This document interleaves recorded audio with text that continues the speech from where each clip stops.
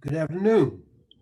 My name is Ces Butner, and I am president of the Rotary Club of Oakland, the third oldest Rotary Club of some 35,000 Rotary clubs throughout the world.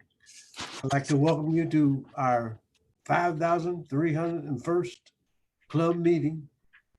And for over 111 years, we have welcomed Rotarians and guests from around the world to our club meetings. We continue to do so virtually, so if you're visiting Rotarian or if you're a guest of a Rotarian, please let us know by typing your name and the name of your club into the chat box located at the center bottom of your screen, as indicated by the red arrow on the slide you're viewing now. By doing so, we will be able to recognize you later in this meeting. Also, we recommend that all participants view this Zoom meeting by clicking the speaker view button located in the upper right-hand corner of the screen.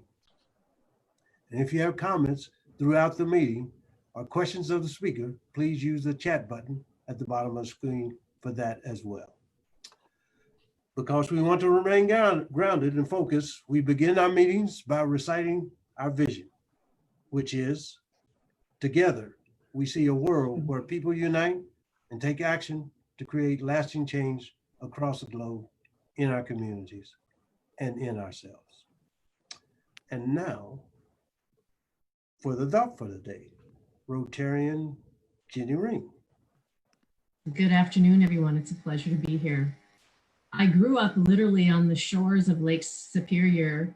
The Ojibwe people would call Hichigami my best pronunciation, the largest by area freshwater lake in the world. It spoke to me. I will share a poem from Women for Justice presented on World Water Day 2017. Our living water is talking, and it is saying, be water, my friend. Stand for me and for all living things. Endure the struggle.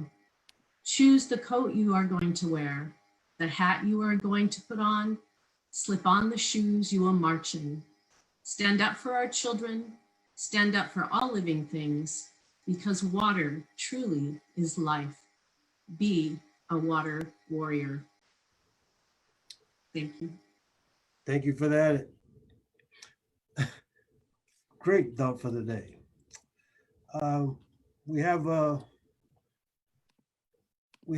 sad little note here to begin on.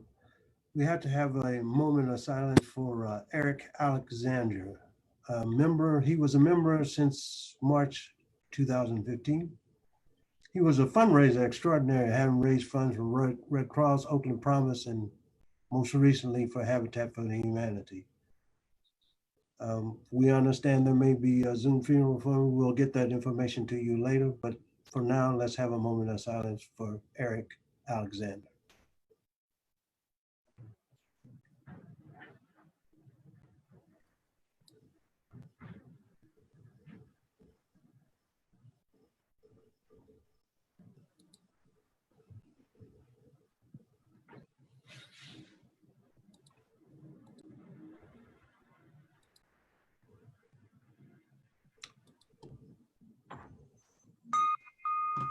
Okay.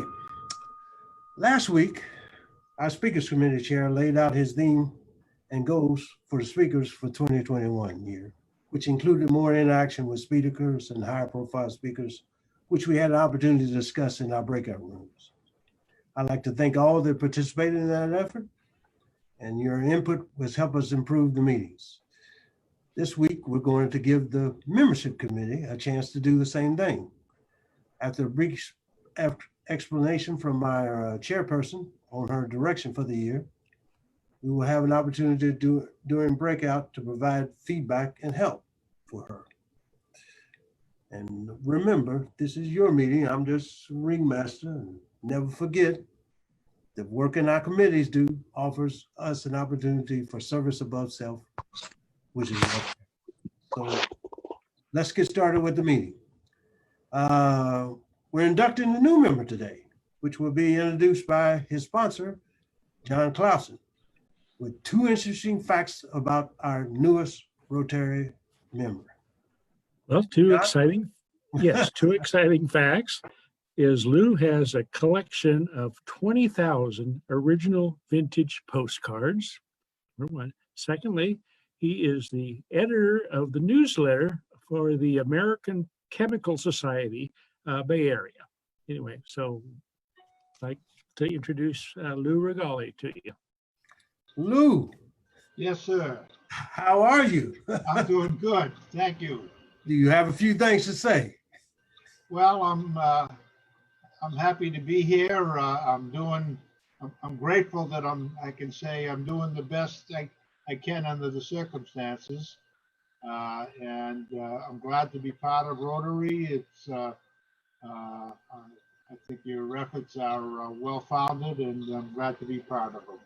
All right. We're glad to have you. We're happy to have you. We've chosen us to join. And please know that your family and friends are always welcome to join us and participate in our projects and adopted our vision. Together we should see a world where people unite and take action to create lasting change across the globe, in our communities, and in ourselves. We also agree to conduct your affairs according to the Rotary four-way test. Is it the truth? Is it fair to all concerned? Will it build goodwill and better friendships? And will it be beneficial to all concerned?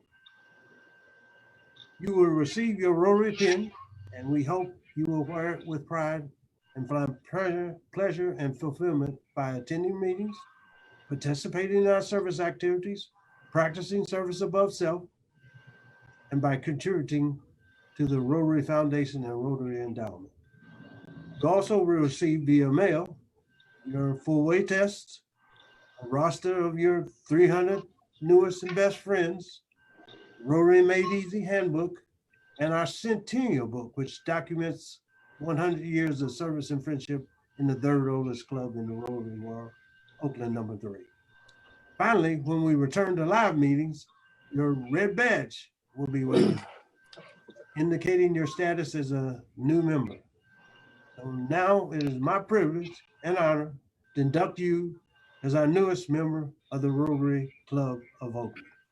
Let's give our newest member a warm Rotary welcome. Thank you much. Yes, thank you.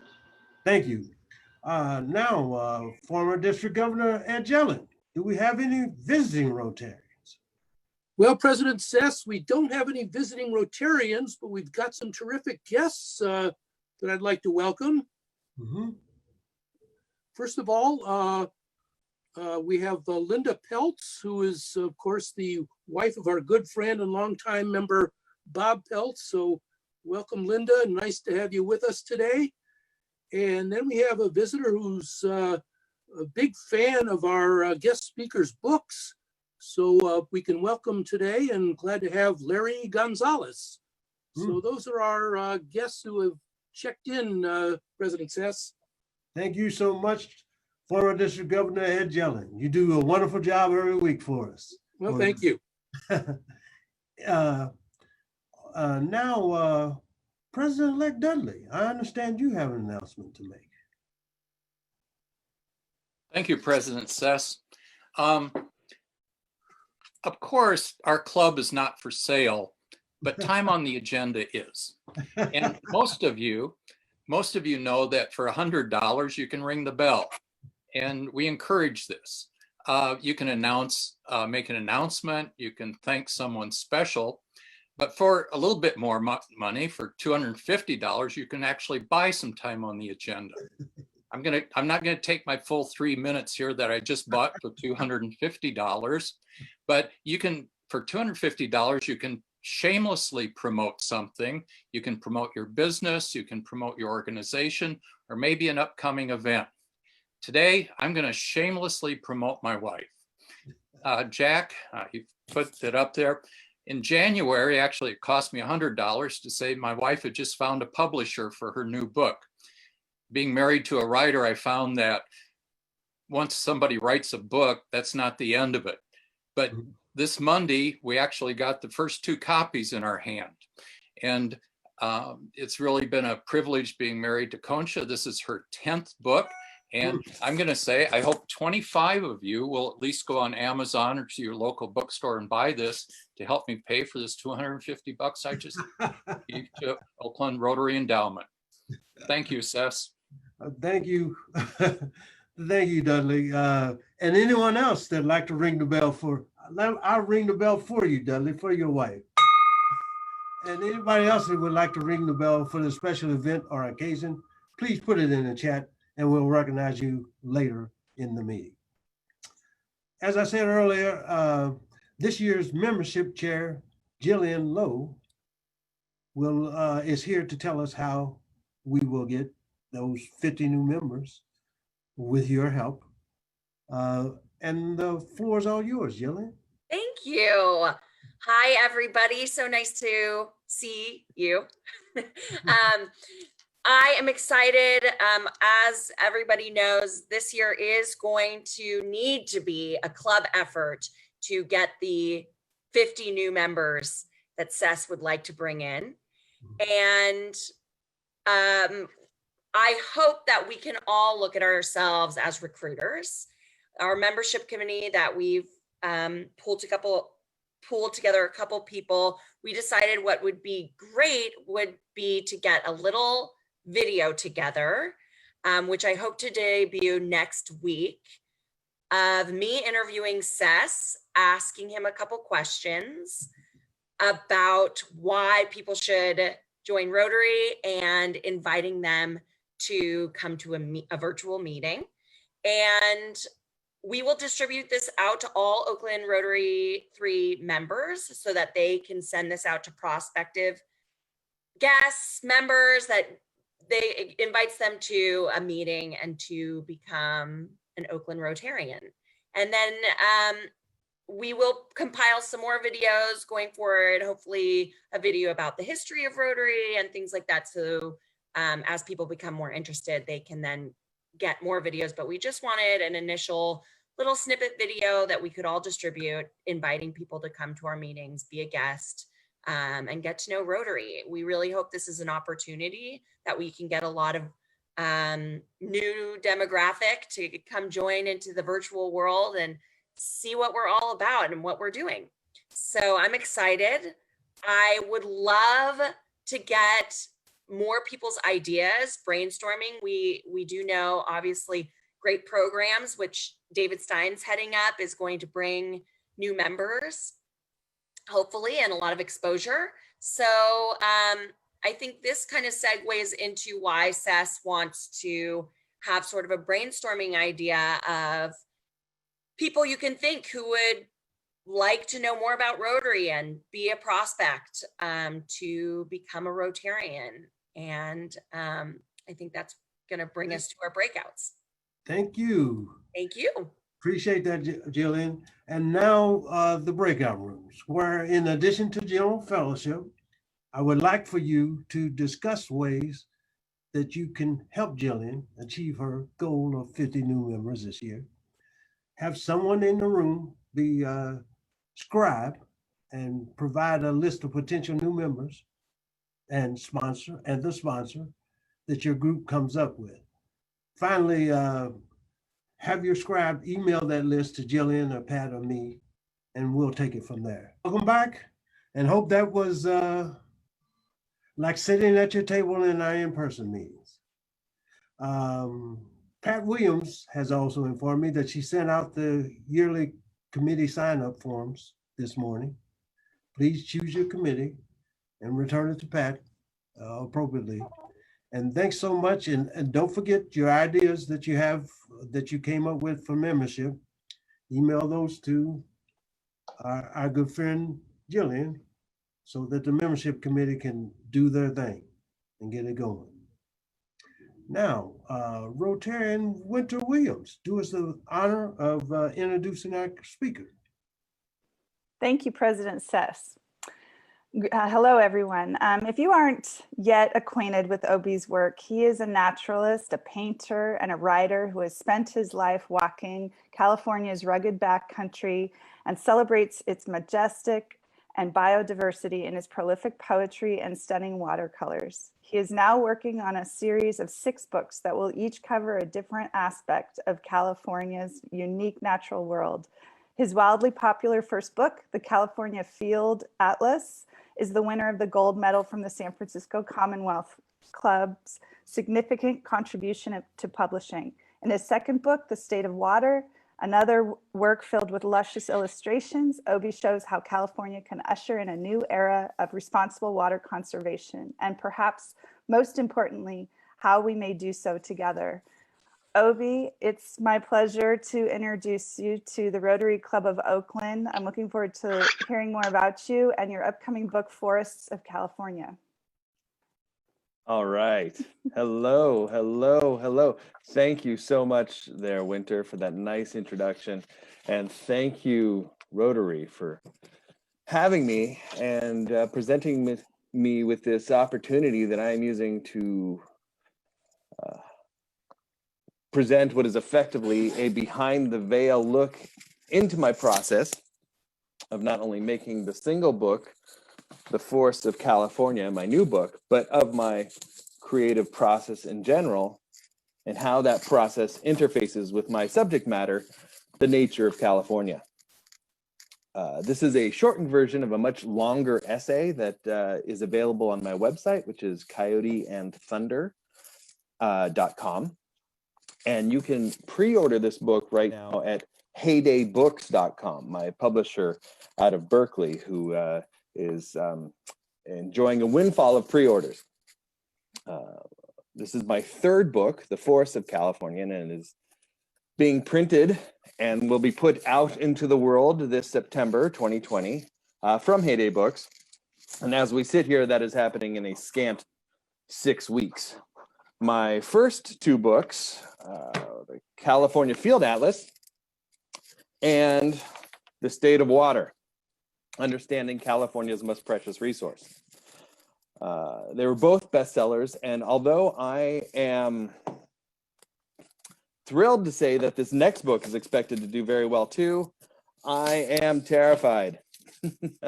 The feeling of this one is bigger, riskier, and certainly more bold than my previous work, and I am doubling down on a single idea.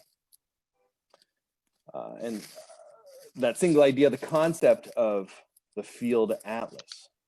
I'm again pushing all of my chips to the center of the table, and whatever the case, I know that my life will be different, never the same, in fact, after its release. Now, the books have changed me, and I can plot the trajectory of that transformation, a metamorphosis that I am still very much experiencing back to the last days of 2015 when I began the ascent towards the peak of producing the first book, to now as I embark on my 4th book, The Coasts of California, due for publication next year, fall 2021. This collection, this series of books, the Atlas, Water, Forests, Coasts, and ultimately will be a closed circuit of 6 books, the final 2 being The Deserts of California and The State of Fire, Understanding How, Where, and Why California Burns, which will wrap it up in the fall of 2023. The secret course of their inspiration, the design thread that guides my confidence in their creation, is that these are not science textbooks filled with art, but rather are art textbooks or books of paintings informed by science. Of course, that dynamic is an off-center bowl full of water that goes back and forth and constantly threatens to spill everywhere. But I keep it in check with clear parameters, and in theory have no problem moving those parameters should the philosophical need arise, and arise it always does. In 2015, I swung for the fences with the California Field Atlas. I had a simple enough concept, make several hundred hand-painted maps of how California's natural world functions, and thereby produce a work of geographic literacy. My publisher encouraged me to not make a book that was at all neutral and to sing my song as loud as I could. I started the book with the line proclaiming that this is a love story. And that became my North Star. I invented my place and I took responsibility for it, carrying out the vision. And in what is ostensibly a firehouse of energy, I didn't have a format. I didn't have an organizational structure. What I did have was a good metaphor for the subject of my practice, California being immortal and beautiful, a living lattice of systems that may be momentarily scarred by nearly 400 years of European settlement, but a being that will survive our meteoric impact to eventually reinvent itself after we have our day of delirious and blind consumerism, if you will.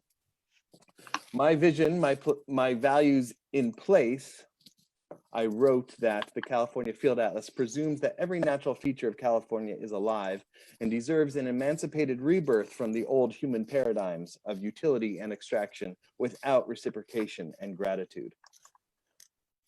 The system I was studying, the massive hyper object that is California, was closer to me now than ever. I walked through the fire with that first book, and I came through with a license and a shield to, however righteously, continue the forward push and to continue exploring my relationship to the place and to continue to invent, indeed, this place. My next book, The State of Water, was never supposed to be a book at all. I thought that my next book was going to be The Forests of California, but the infrastructure that is the waterscape, the single most altered aspect of Californian topography, stood in my proverbial way. I needed to get my mind around it. The immensity of water's history in California, the context that led to the current massively integrated system of usage, storage, and conveyance. I needed to figure this out before I could run back into the woods, so to say. I thought it was going to be an essay, but 1,000 words turned into 20,000 words, and my publisher, knowing that there was a book there, made it so. When we are talking about water in California, we are not actually talking about water. We are talking about worldview. The subtitle of the book, Understanding California's Most Precious Resource, the implication being that water is that resource. And yet a year on from publication, after touring the book up and down the state, I acutely understand that it is not water that is our most common, or actually our most precious resource, but our ability to connect on the aforementioned worldview, to tell a common story of the common good at all. So, where the California Field Atlas was a sprawling epic, happy to splash back and forth inside of its deep bowl between science and art, the State of Water was a tight little number that bounced back and forth between the underlying math problem of solving for California's water infrastructure, its present and its future, and the poetic underpinnings of my own reactive mind, its reflective and inspired polyforms. To understand the structure of this next book, we're going to have to start with my own intimate history of the state. And here is the first paragraph from The Forests of California. I've explored the forests as they have explored me. In all my decades walking the California backcountry, I always find the same thing, and I always feel the same way. I am of these forests, and they are of me. In the bright and hot September sun of the High Sierra at 12,000 feet, I've studied the foxtail pine and felt compelled to paint it again and again because I found it to be the most beautiful being I had ever seen. I've practiced the same thing with similar results in the gray and damp April mist of the Redwood Coast, dancing with my paint under the tallest trees of the planet. I've known the pleasure of walking for miles, for weeks along the southern ranges deep in the wilderness where I've used the water from trout-filled creeks to happily paint the infinite wildflowers of spring. I've had the honor to traverse California's northern volcanoes and paint antelope in their ancient range as the December snow began to fall. Under California's giving sky, alongside the Ponderosa, the redwood, and the valley oak, I've gathered my ancient relatives to explore the past, present, and future ages of California's natural world. This is that story. With that, I've worked backwards to find the first line of this, my second major work. You'll recall that the first line of the first book was that this is a love story. The first line of the second book is that this is a family album. Just as human love springs from romance and infatuation and matures into families and relationships, so did and does my relationship. My understanding of this all-encompassing feeling, this mighty wave that has consumed my creative life. I was faced then and continued to work through the arduous task of translating and understanding into a utilizable and relevant piece of academic work, a work of naturalism that transcends the potential pitfall of either being an ecology textbook or some kind of rote field guide.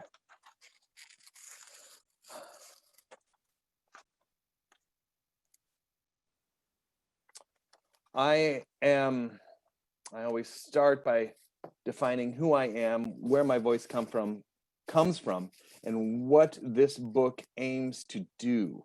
That sets up a quality of negative space around my expression and guides my expectations and heads off criticisms.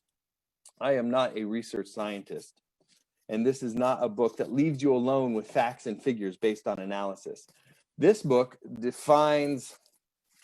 a synthesis of research and a conceptualization of habitat spaces as I know them after decades of studying and painting the backcountry. I find a world of fertile hope in the idea of geographic literacy. The more we know California, the more we recognize every piece of biodiversity as a cog in an interdependent living machine, the more we will learn to love it.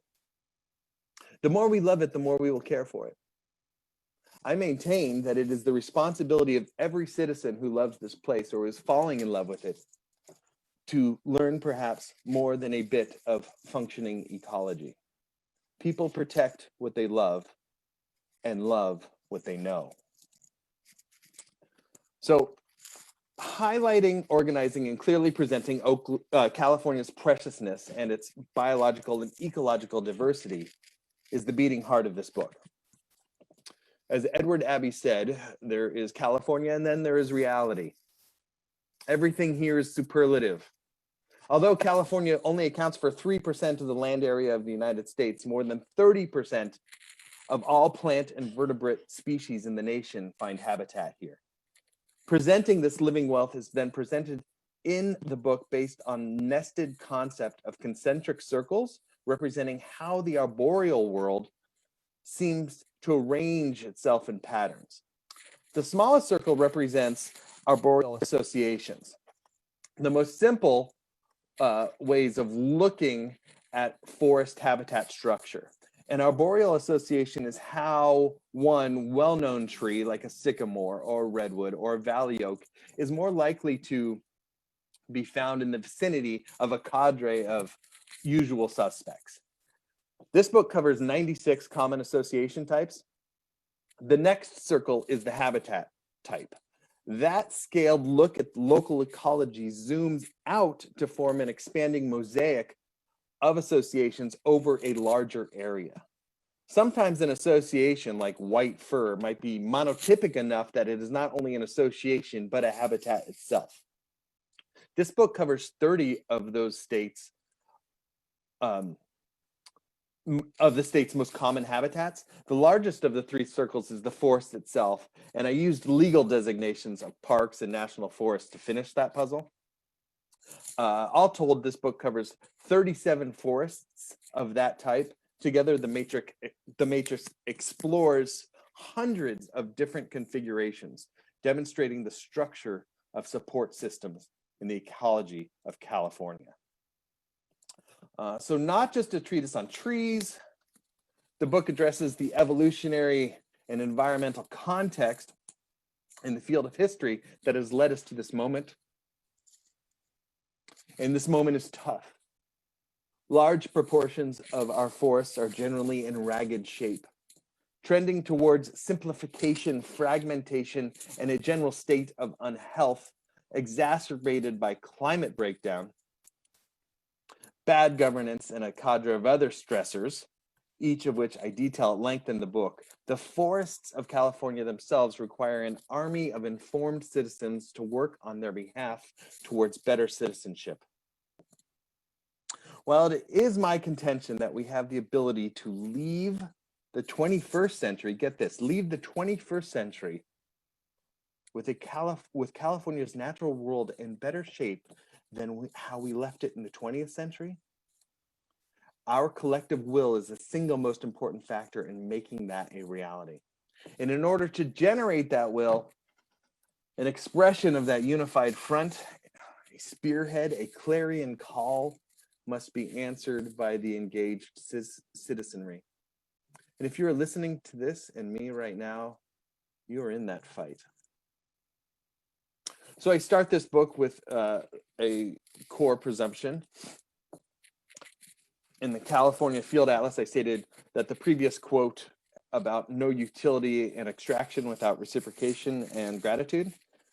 In the Forests of California, I begin by stating that the Forests of California presumes that the intrinsic value of biodiversity outweighs the capital value of its dismantlement, and that conserving the resource mechanisms of habitat biogeography, we protect the natural systems of resiliency that human society depends on. The key word in that presumption is value. Value in this case is a moral argument, a quality of worth that leads to the greatest benefit for the largest amount of people over time.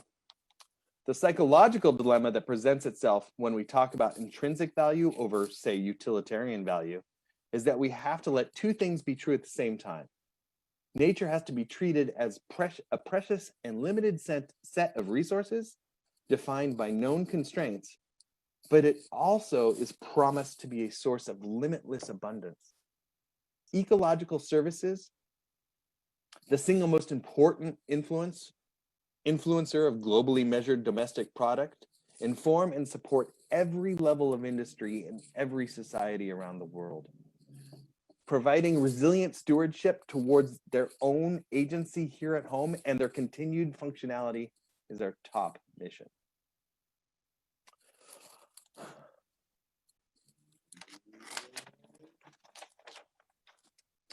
Understanding connectivity is the key to surviving this approaching bottleneck. Connectivity in California must work on two levels: between habitat spaces and between human minds. Managing to agree that the resiliency of our society is dependent upon defending biodiversity and the systems that support biodiversity may be as big a project as the actual expertise needed and the physical work that is needed to restore habitats and create habitat bridges and corridors. When I was growing up backpacking in Big Sur in the 80s, I had sensed that I had missed it, that so many beautiful wonders of nature had already passed. In all my miles spent over months of wandering, I had never had a sighting of a condor, a whale, an otter, or an elk. It was all gone. But now condors are not an uncommon sight along California's central coast. We can spot whales spouting offshore on their seasonal migratory routes. Sea otters are in kelp beds visible from pine forested shore, and over 5,000 more Thule elk roam the coastal ranges than when I was young. I'm not painting a rosy picture here. The work is not done. There are no laurels to rest on. The bigger point is made, though. We know that conservation laws work. They can work. And when the laws themselves are defended and enforced in tandem with good science and energetic people are involved, results happen. My creative and professional voice, my screen sharing is paused. Hello again. I'm going to share with you again. Let me finish up here. My creative process and my professional voice is so completely stitched to and woven around this place that my process of understanding California has become the process of understanding myself. I'm happily swallowed and so wholly taken by its biogeography,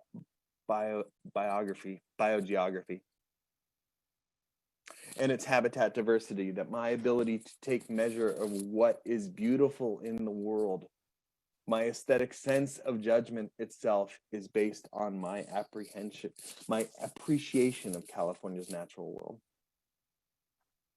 With the salmon, I move down the river from the headwaters of my birth to the ocean, and if I am lucky, back again. The river moves through the watershed. The watershed is defined by two ridge lines. One is hope and the other is truth. The ridge lines determine the course of the river. Out here in the wild watershed, there is time. There isn't any time in the city. Everything in the city is right now, and that is poison for our perspective. If there is time, there is hope. In the wilderness, then, there is hope. So all there is process.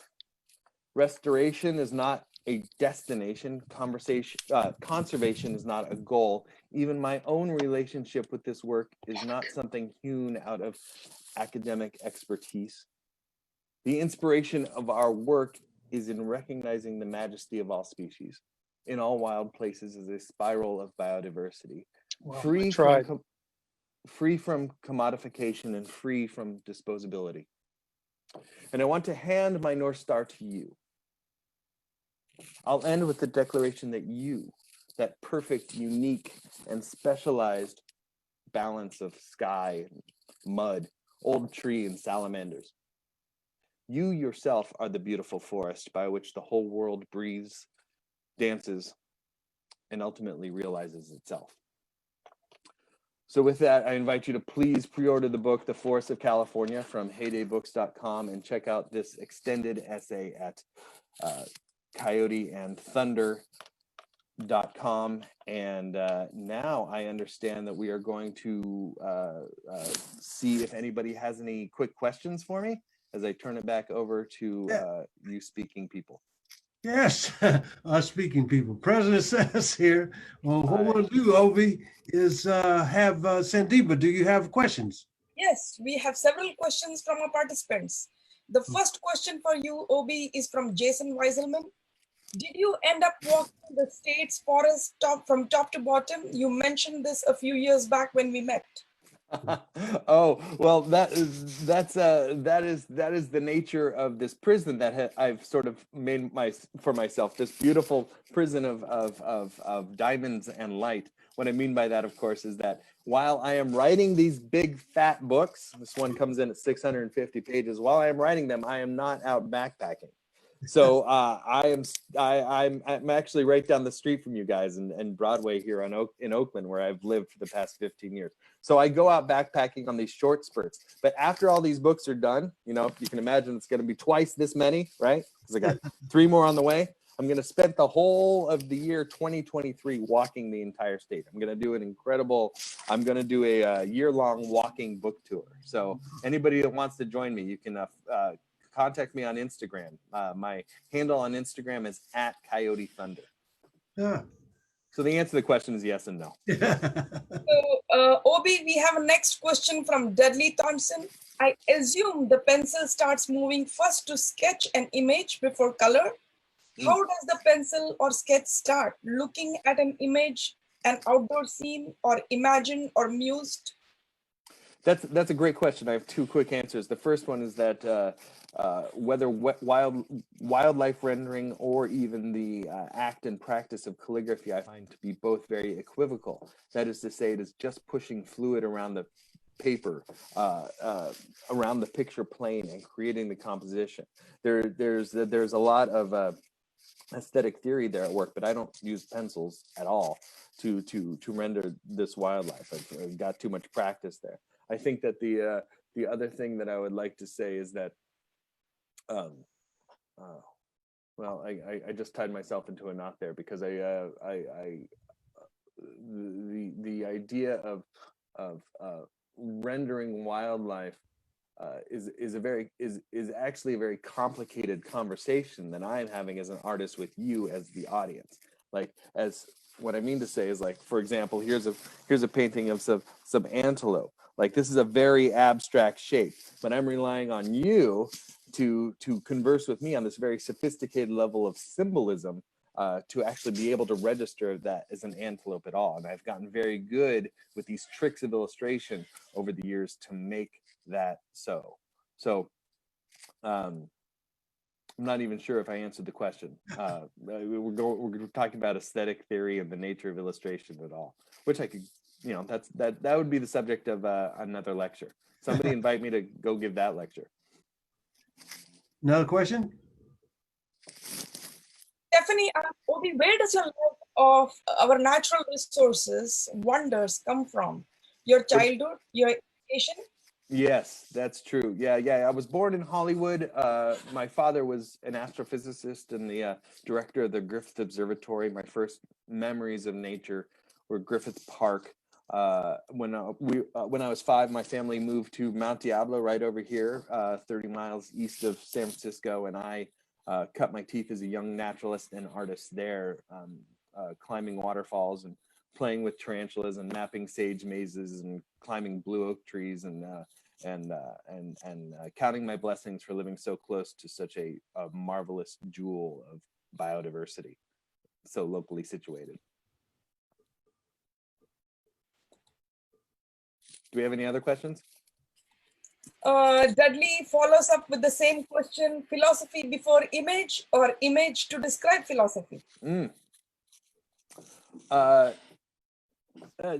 I think what we're getting into there is another brilliant hole of theory. Edward Wilson, our nation's greatest living naturalist, wrote a book called Consilience, The Unity of All Knowledge, which he says that ultimately all philosophy is moving towards science, while the humanities, of which the arts, painting is one of them, are very much their own thing. And yet the two can work together to balance this idea behind truth and meaning. And that is an excellent philosophical inroad to the way in which that I create these books, balancing the expression with the interpretation, balancing the data with the inspiration, and thereby creating data-driven pieces of art. So the course of my life's work is a dovetailing of the two. So do we have one more time for one more question? Yes, we do. We have one last question from Gary Flaxman. What can you tell us about Lake Merritt? What can I tell you about Lake Merritt? Well, it's I put all sort of local geographies, local points of interest in their larger ecological mosaic, right? So when I think of Lake Merritt, I think of a couple of things. I think of it as an important watershed. It's important to know where your watersheds are. I also think of it as a spot on the what they call the Pacific Flyway between Mexico and Alaska, which is an important stop for migrating birds across the western edge of the continent here. The Migratory Bird Act is something that we need to staunchly defend. And my goodness, if it isn't a wonderful afternoon to go to go investigate some birds at any time of year down at Lake Merritt. Okay. God, this is such a great, robust chat column over here. I don't have time to read it, but gosh, I wish we could archive it. I really appreciate the opportunity to talk to you all here. This has been really fun. Okay, I got somebody here asking one last question. Okay. Says, in the state of water, great book, you write that you're not going to touch on the aquifer. I know very little about water rights in California, but even less about the aquifer. Why is this such a thorny subject? Well, aquifer, the larger issue of groundwater in general. I don't do a lot of talk about policy in that book because policy in water policy is often about money. They say that only in California will water flow uphill towards money, and it's very true. So when you're talking about policy, you're talking about money in California, and frankly, it doesn't interest me all that much. My interest is in surface ecosystems, riverine and riparian ecosystems, how it's affecting biodiversity. Now we do have major problems in specifically the east side of the San Joaquin Valley, where subsidence, actually the land is sinking because there is so much withdrawal from these underground deposits of water. And finally, legislation is coming to California to monitor that, because that is a one-time spend of water. That is very old water that's down there, and that land will never rise. Obi, somebody asked for your Instagram handle again, so why don't you give that to us? Thank you, Ces. Okay, so it's at Coyote Thunder, COYOTETHUNDER, at Coyote Thunder, one word. I have added that to the chat. All right, very good. This year, Obi, our club is making homeless crisis an Oakland priority. To that end, and as our gift to you for being our speaker for the day, in your honor, we are making a donation to support our unhoused residents in Oakland. Oh my goodness, fantastic. And additionally, thank you. We would like to give you our centennial book, which documents 100 years of service and friendship in the third oldest club in the Rotary world. All right. Number 3. Written by our very own Linda Hamilton. So great. I will cherish it forever. Thank you so much. Thank you so much for joining us today. Make it very interesting. As you can see, our club, we always have a lot of questions for our speakers. You have to get ready for that. Oh, I love it.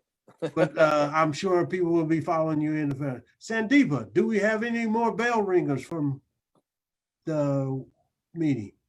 Yes, President says we have a couple of bell ringers, starting with Marie Xavier Muthu. I hope I got her name right. She rings the bell for her husband's 66th birthday today. All right. We have Linda Bosnecker ringing the bell in honor of Eric's memory. President says for Dudley's wife in honor of her book. Yeah. Well, we got a few bell ringers right in there right now. And that's what we're looking for. Rotarian Allision Bliss, will you tell us about next week's speaker? I'm delighted to. Thank you so much. Next week, you're going to hear about an insider's view of the music industry from my friend, the legendary Oakland musician, D'Wayne Wiggins. He's a music producer, the one who discovered Beyonce and trained Destiny's Child. You probably know him as the founder of Tony, and the force behind the Taste of Oakland Festival, but I bet you don't know about the work he does with the youth in our community. So come next week and plan to be entertained. Oh, that's going to be a good one. Everybody will see you then. And also, don't forget, I'll have past President Peter discuss the formulation of the Homeless Task Force next week and for the big project. Thank you, Allison. And thank you, Ginni, for the thought for the day. Thank you, Jillian, for getting us excited about membership. And thank you, Winter, for introducing our fabulous guests. And thank you, John Claassen, and welcome to our new member, Lou Rigali. I'd like to end this meeting as I always do, and that's the way it went. At the club meeting number 5,301 on July 23rd, 2020, at Oakland Rotary number 3, the third oldest Rotary club in the world. Everyone remember, Rotary opens opportunity for service above self. And for now, this meeting of Rotary Club of Oakland is adjourned.